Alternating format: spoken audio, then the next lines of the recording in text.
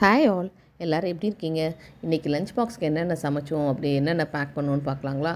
இன்றைக்கி வந்து காய்க்கு வந்து வாழைத்தண்டு வந்து கூட்டு செஞ்சுருக்கோம். ஆக்சுவலாக அந்த வாழைத்தண்டு வந்து நான் முதல் நாளே வந்து இந்த மாதிரி ஸ்லைஸாக கட் பண்ணி அந்த நார்லாம் எடுத்து மஞ்சத்தூள் மேலே இது மாதிரி போட்டு அப்படியே வச்சுட்டேன், தண்ணியில் போடாமல். காலையில் எடுத்து இந்த மாதிரி நம்ம கட் பண்ணோன்னு வைங்களேன், நமக்கு க்ளீன் பண்ணுற டைம் வந்து மிச்சமாகும். ஸோ மோஸ்ட்லி அந்த மாதிரி தான் ட்ரை பண்ணுறது. பாசிப்பருப்பு போட்டு இன்றைக்கி வாழைத்தண்டு செஞ்சுருக்கேன். அதில் வந்து முருங்கைக்கீரையும் ஆட் பண்ணி செஞ்சோன்னு வைங்களேன், சூப்பர் டேஸ்டியாக இருக்கும். அருமையான வாழைத்தண்டு கூட்டு ரெடி ஆகிடுச்சு.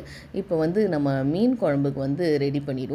ஜஸ்ட்டு கடைசியாக தாளித்து கொட்டணும்னு வைங்களேன். குக்கரில் வந்து பாசிப்பருப்பும் வாழைத்தண்டும் வச்சுட்டு கடைசியாக இது எல்லாத்தையும் மிக்ஸ் பண்ணி தாளித்தோன்னா சூப்பரான வாழைத்தண்டு கூட்டு ரெடி. இப்போ வந்து மீன் குழம்புக்கு வந்து சின்ன வெங்காயமும் பூண்டும் கண்டிப்பாக வதக்கி சேர்க்கணுங்க, அப்போ தான் டேஸ்டியாக இருக்கும். மீன் குழம்பு கொதிச்சிட்ருக்கு. நம்ம இன்றைக்கி எடுத்திருக்க மீன் வந்து இந்த நெத்திலி மீனும் வெள்ளுட்டா மீன்னு சொல்லுவாங்க, அந்த ஒயிட் கலரில் இருக்கும், அந்த மீன் தான் எடுத்திருக்கோம். ஸோ அதையே வந்து நம்ம ஆட் பண்ணி தாளித்து நம்ம மீன் குழம்பு தயாராகிடுச்சு. இப்போ நம்மளோட லஞ்ச் பாக்ஸ் பேக் பண்ணிடலாங்களா?